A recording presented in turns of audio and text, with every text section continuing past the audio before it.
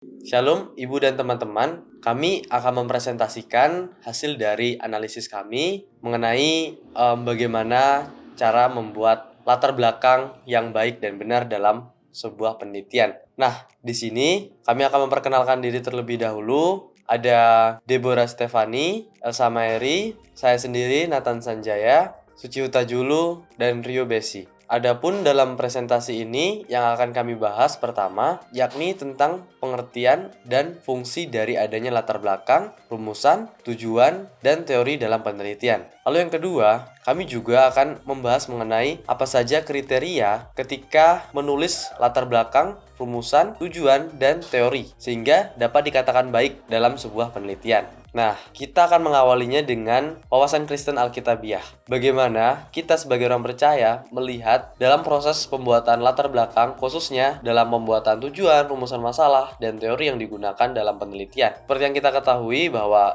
dalam Kejadian 1 ayat 26 dikatakan bahwa kita adalah rupa dan gambar Allah. Sehingga kita sebagai makhluk ciptaannya itu memiliki keserupaan dengan Allah. Berbeda dengan ciptaan lainnya, kita memiliki roh, di mana Allah adalah roh. Ini tertulis di dalam bukunya Hotge 2005. Nah, Allah ketika menciptakan manusia, menurut gambar dan rupanya itu, Allah menganugerahkan sifat-sifat roh, yakni akal budi, hati nurani, dan kehendak. Jadi, keserupaan dengan Allah inilah yang membuat kita sebagai manusia memiliki kemampuan di dalam berpikir dan bernalar. Salah satunya yakni dalam proses pembuatan latar belakang sebuah penelitian. Tepatnya ketika ingin merumuskan suatu masalah ataupun ingin mencapai suatu tujuan dari penelitian, yang tentunya juga harus didukung dengan teori yang sesuai dengan penelitian. Dari sini kita menyadari bahwa kemampuan kita dalam menyusun latar belakang, rumusan, dan tujuan masalah serta teori itu berasal dari Allah. Sehingga ketika kita menuliskan latar belakang tersebut, kita harus menuliskannya dengan benar, baik, jelas, terarah, dan tentunya juga memuliakan nama Allah. Nah, untuk melihat penjelasan lebih lengkapnya mengenai bagaimana seharusnya kita membuat latar belakang, tujuan, rumusan masalah, serta teori, langsung saja kita akan mendengarkan penjelasan dari rekan saya mengenai latar belakang. Oke, berikutnya kita akan membahas mengenai latar belakang. Jadi, latar belakang masalah ditujukan untuk memaparkan apa alasan peneliti dalam mengangkat masalahnya. Apa hal-hal yang membuat peneliti itu merasa resah atau gelisah karena adanya kesenjangan-kesenjangan atau gap di lapangan yang dilihat oleh peneliti. Jadi, dalam latar belakang ini juga akan menjadi dasar pemikiran untuk memunculkan permasalahan. Dan ada baiknya kalau diutarakan juga kerugian-kerugian apa yang akan diderita apabila masalah ini tidak segera diteliti. Dan keuntungan-keuntungan apa yang akan diperoleh atau didapatkan apabila masalah ini dapat diteliti. Latar belakang membentuk sebuah cerita atau story yang mengalir dari satu paragraf ke paragraf berikutnya yang berisi tentang mengapa penelitian ini penting untuk dilakukan. Sehingga dari paragraf pertama hingga paragraf terakhirnya itu dapat ditarik benang merahnya yang memiliki cerita argumentatif mengenai pentingnya atau urgensi dari penelitian ini, dan pembaca juga dapat memahami ringkasan isi suatu karya ilmiah dalam penulisan latar belakang. Nah, kemudian kita akan melihat bagaimana kriteria penulisan latar belakang yang baik. Apa saja hal-hal yang perlu kita perhatikan dalam penulisan latar belakang. Jadi yang pertama, latar belakang itu diuraikan secara proporsional. Maksudnya, ditulis dengan singkat dan padat, namun telah memberikan wacana yang menarik perhatian pembaca. Kemudian yang kedua, tidak bertele-tele atau straight to the point. Jadi tidak membahas terlalu luas, tetapi tepat kepada inti dari penelitiannya. Kemudian yang ketiga, berkaitan langsung dengan topik atau judul penelitian. Dan yang keempat, memiliki tingkat kelogisan yang tinggi atau high logic value. Kemudian yang kelima, dapat dimasukkan data atau informasi berupa data fakta, rekaman kebijakan, atau pernyataan-pernyataan ahli. Tapi dalam latar belakang ini belum memerlukan data yang berbentuk tabel atau lampiran. Dan yang terakhir, yang keenam, yaitu aktualitas informasi. Berguna untuk memperkuat bobot pentingnya penelitian tersebut dan apa kaitannya dengan upaya pemecahan dari fokus penelitian. Oke, selanjutnya kita akan masuk pada pembahasan mengenai rumusan masalah. Masalah dalam pengertian sehari-hari sering diartikan sebagai suatu keadaan yang tidak dikehendaki atau kesenjangan antara keadaan yang diharapkan, yang diekspektasikan, dengan keadaan nyata yang dihadapi. Jadi, dalam penulisan rumusan masalah ini, perlu diawali dengan narasi pendek yang mengemukakan beberapa informasi yang merupakan masalah yang sedang dihadapi. Untuk kemudian nanti dia akan dilanjutkan dengan beberapa pertanyaan-pertanyaan penelitian yang akan dicari jawabannya melalui penelitian yang diusulkan atau yang akan dilakukan. Nah, rumusan masalah ini pada umumnya akan mendeteksi, melacak, menjelaskan aspek permasalahan yang muncul dan berkaitan dengan judul penelitian atau dengan masalah atau variabel yang akan diteliti. Nantinya, hasil identifikasi dapat diangkat beberapa permasalahan yang saling berkaitan satu dengan yang lainnya dan ditulis dalam bentuk poin-poin pertanyaan. Ada beberapa kriteria yang perlu diperhatikan dalam menilai suatu masalah yang akan diangkat dalam penelitian. Jadi yang pertama, masalahnya itu cukup menarik sehingga pembaca dapat memberikan fokus perhatiannya terhadap karya ilmiah tersebut. Kemudian yang kedua, masalahnya itu belum terpecahkan sepenuhnya. Mungkin sebelumnya banyak para penulis atau peneliti yang telah berusaha untuk memecahkan masalah ini, tetapi belum dapat sepenuhnya terpecahkan. Lalu yang ketiga, masalahnya itu harus bernilai, yaitu menyangkut kebutuhan vital dan kepentingan umum atau kepentingan bersama.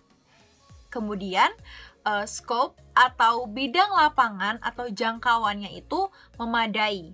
Jadi lingkup masalahnya itu tidak terlalu luas, tetapi benar-benar tepat pada poin fokus pembahasannya. Kemudian mengandung isi yang emosional, tetapi tetap disertai dengan objektivitas atau kejujuran terhadap realita yang terjadi.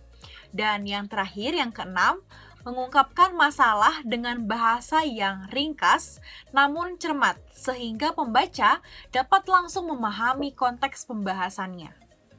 Baik, sekarang kita masuk pada bagian tujuan penelitian.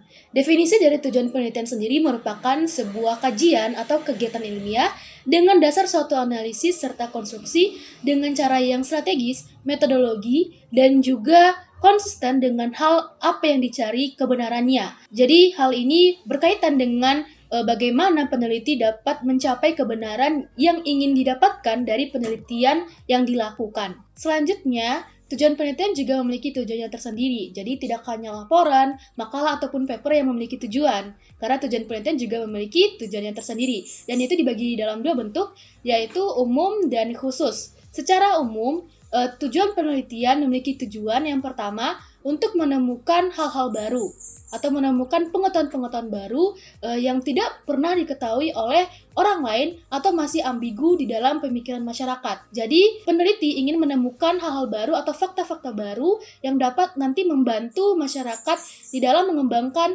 ilmu pengetahuan yang ada. Kemudian yang kedua, untuk membuktikan sebuah kebenaran dalam sebuah pengetahuan yang sudah lama. Jadi, untuk melihat keabsahan dari sebuah penelitian yang sudah pernah dijalankan sebelumnya atau pengetahuan-pengetahuan yang sudah ada sejak sebelumnya. Kemudian yang ketiga, untuk mengembangkan pengetahuan yang sudah ada sejak dulu. Jadi pada intinya, sebuah penelitian memiliki tujuannya tersendiri dan tujuan dari peneliti itu juga memiliki tujuannya tersendiri. Yaitu di setiap penelitian yang dilakukan oleh seorang peneliti, oleh seorang pasti memiliki tujuannya tersendiri. Nah, sedangkan untuk tujuan penelitian secara khusus dibagi dalam beberapa bentuk. Yang pertama ialah penelitian untuk melakukan eksploratif. Jadi secara pengertiannya atau penjelasannya, di mana peneliti ingin mencari tahu bagaimana sebuah solusi dalam sebuah permasalahan di dalam masyarakat. Jadi akan ada teori-teori baru untuk membantu masyarakat menemukan jawaban dari permasalahan di dalam kehidupan sosial ataupun penelitian-penelitian yang lainnya. Kemudian yang kedua ialah tujuannya untuk melakukan pengembangan. Jadi dalam hal ini peneliti melakukan pengembangan penelitian dalam sebuah teori. Jadi secara khusus tujuan ini berbeda dengan yang secara umum tadinya ya. Jadi penelitian ini dilakukan untuk mengembangkan teori yang ingin digunakan dalam memecahkan masalah dalam kalangan masyarakat. Jadi ada sebuah permasalahan yang harus dianalisis oleh peneliti untuk menemukan teori yang lebih mendalam dari teori sebelumnya untuk mendapatkan solusi dari permasalahan yang ada di dalam masyarakat. Kemudian selanjutnya ialah untuk melakukan verifikasi atau pengujian dalam suatu pandangan atau teori ataupun data yang telah ditemukan sebelumnya. Jadi dalam hal ini peneliti ingin membuktikan sebuah keabsahan sebuah penelitian sebelumnya dan juga dapat menolak secara langsung penelitian tersebut. Jadi inilah yang membedakan antara umum dan khusus. Jadi peneliti dapat langsung menolak dari penelitian sebelumnya. Dan yang terakhir ialah untuk menjadi sarana dalam mencari dan menemukan sebuah terobosan baru untuk nanti dapat langsung dilakukan ataupun dapat dimanfaatkan dalam masyarakat. Jadi tujuan penelitian ini biasanya disebut sebagai apply research dan pada intinya secara khusus tujuan penelitian ini berguna untuk dapat digunakan secara langsung di dalam kalangan masyarakat untuk menjawab sebuah permasalahan yang sedang diteliti pada masa itu atau permasalahan yang sedang viral. Jadi dapat langsung diterapkan di dalam kehidupan bermasyarakat. Untuk contoh dari jurnal penelitian sendiri kita bisa lihat dalam jurnal yang kita analisis. Contohnya dalam jurnal pembentukan sikap dan karakter siswa. Nah, dalam jurnal tersebut kita dapat menemukan tujuan penelitian yang diberikan oleh peneliti. Contohnya, kita dapat membuat tujuan penelitian pertama untuk mengetahui bagaimana pembentukan sifat dan karakter siswa di zaman sekarang. Atau yang kedua, untuk menjelaskan bagaimana strategi pembentukan sifat dan karakter siswa. Jadi sebenarnya ini tergantung dari penelitian tersebut, bagaimana apa yang ingin diteliti dan bagaimana tujuan tersebut dapat tercapai. Teori begitu penting di dalam penelitian. Menurut Kornblum, teori merupakan sekumpulan konsep yang mencoba mencari jalan keluar dari gejala atau tema atau kejadian yang sedang mereka amati dengan cara mengidentifikasi atau mencari pembeda atau faktor yang mempengaruhi sebab akibat. Marx and Goodson juga menjelaskan bahwa teori merupakan suatu aturan yang mencoba menjelaskan presupposisi yang berkaitan dengan fenomena alamiah atau representasi simbolik, sehingga dapat disimpulkan bahwa teori ilmiah merupakan suatu himpunan pengertian atau konsep yang relevan yang digunakan untuk menjelaskan terkait variabel penelitian sebagai dasar memberikan jawaban terhadap hipotesis yang ada. Adapun tujuan teori di dalam penelitian, yang pertama sebagai acuan membatasi permasalahan penelitian. Kehadiran teori dapat mempermudah peneliti dalam membatasi permasalahan yang diteliti agar tidak kemana-mana atau menjalar kemana-mana, sehingga peneliti dapat fokus pada penelitian yang dilakukan. Yang kedua, dapat mengorganisasikan hasil penelitian. Hal ini sebagai dasar dalam merumuskan hasil penelitian di masa lampau. Contohnya, ketika seorang peneliti sedang mengulas mengenai sikap dan pembentukan karakter seseorang, maka peneliti akan mengumpulkan teori-teori yang relevan atau pendapat para tokoh yang membahas mengenai topik tersebut. Yang ketiga, pembaruan teori sesuai perkembangan penelitian. Maksudnya adalah tujuan teori dapat dijadikan sebagai bentuk komparasi ilmu pengetahuan yang pernah dilakukan di masa lampau, di masa sekarang, atau di masa yang akan datang. Menurut Wahyono 2005, sifat teori adalah sifat keilmiahan yaitu lentur dan dinamis. Hal ini mengartikan bahwa teori dapat mengalami penyesuaian apabila ditemukan data-data yang dapat mengubah kesimpulan. Penelitian selalu dilandasi dengan landasan teori di dalamnya. Teori yang digunakan berfungsi memperkuat penelitian yang dilakukan. Peneliti dalam menganalisa masalah atau fenomena yang dibahas haruslah didukung dengan kajian teori berupa pendapat para ahli, sumber terpercaya, atau referensi-referensi yang cukup akurat. Teori-teori yang ada dapat merangkum pengetahuan yang baru yang dapat memperkirakan fakta-fakta yang terjadi dari suatu permasalahan tersebut. Adapun teori dapat digunakan untuk mempermudah pembaca dalam memahami permasalahan yang terjadi. Baik, demikian presentasi yang dapat dilaksanakan oleh kelompok. Semoga teman-teman dan ibu dapat memahaminya dengan baik. Ini adalah referensi yang kami gunakan di dalam presentasi kami. Dan kita akan berjumpa di dalam sesi sinkronus untuk berdiskusi secara bersama. Terima kasih, Tuhan Yesus memberkati.